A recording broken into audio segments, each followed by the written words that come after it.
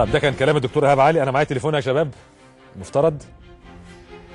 طيب يعني كان اخت احد شهداء النادي الاهلي كانت عايزه تعمل مداخله ترد اعتقد على اللقاء اللي زعناه مع السيد كامل ابو علي رئيس النادي المصري. طب على ما تجهز طيب عشان لسه هدخل بقى في موضوع يوميات وزير، فانا يعني محتاج سريعا كده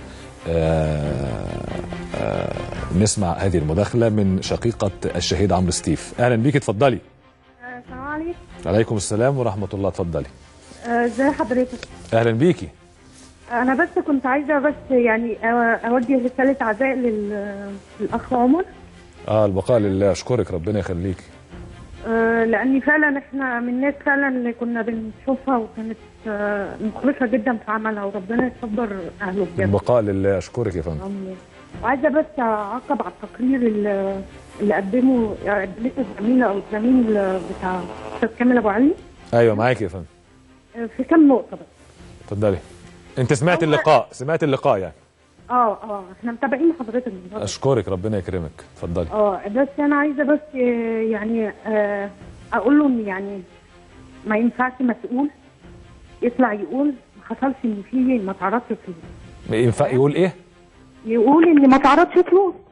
ما تعرضش فلوس عليكم يعني؟ واحنا بنتاجر بعيالنا ومش عايزين نحول الموضوع بيزنس. نعم. تمام؟ نعم. يعني الموضوع ده كان متدخل فيه خالد الغندور، وكان في مندوب قال انا من طرف استاذ كامل ابو علي واتحاد الكوره، وعرض 70 مليون جنيه عند المحكمه. متدخل فيه خالد الغندور ازاي؟ وخالد الغندور يعني ما اعتقدش ان خالد الغندور متدخل في المبادره دي. كان في ايه؟ كان متدخل في المبادره على الهوا يعني، عنده في البرنامج يعني؟ هو لا، المندوب ده جالنا المحكمه حضرتك. لا خالد لا اتكلم ده في برنامجه، كان ربما كان بيطلق مبادره يعني. تمام. تمام يعني ما كانش وسيط، انا فهمت يعني، او الناس ممكن تفهم انه كان وسيط، هو ما كانش وسيط. تمام. تمام. بس عايزين نقول يعني انت عايزه تقولي ان جالكم مندوب عند المحكمه عيالنا تموت عشان نفهم ان الموضوع يكون متاجر او غيره يعني. انتوا جالكم مندوب عند المحكمه عرض عليكم 70 مليون جنيه. 70 مليون جنيه، ولو قال غير كده يعني مش هقول غير حسبي الله ونعم الوكيل، لان ما ينفعش يعني الناس تداري الحياه دي. الحاجه الثانيه نعم، في مصمم برضك يقول لك كفايه كده على بورسعيد ومش كفايه كده على بورسعيد. احنا عامه مش حاطين بورسعيد طرف، احنا بنقول جمهور اللي موت عيالنا هو عايز يخليها بورسعيد، دي حاجه ثانيه خالص. طب ده كلام محترم منك يعني. انت قول احنا عايزين بورسعيد وكفايه عليها 51.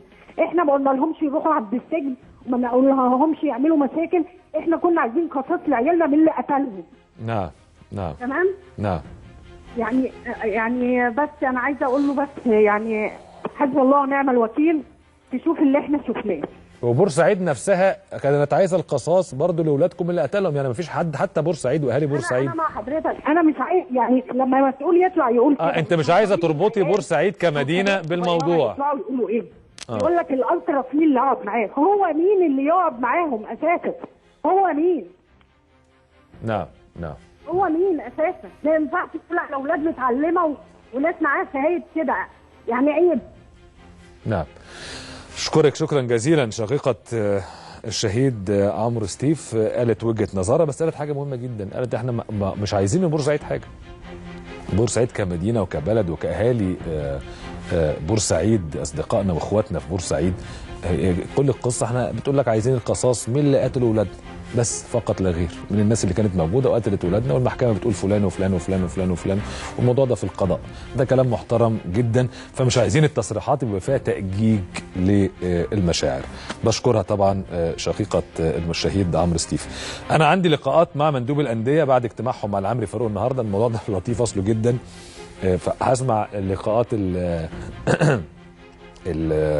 مندوب الانديه، بعدها هيبقى في لقاء مع محمد سويلم، ده مديريه الشباب والرياضه في القاهره، برضو هنسالناه في بعض الحاجات المهمه، واتكلم عن انتخابات النادي الاهلي، وبعدين ارجع اتحدث وانقل لحضراتكم بقى ماذا في يوميات وزير الرياضه عندي النهارده في هذه الحلقه، قبل ما اطلع علشان خاطر فقره صديقي العزيز خالد لطيف.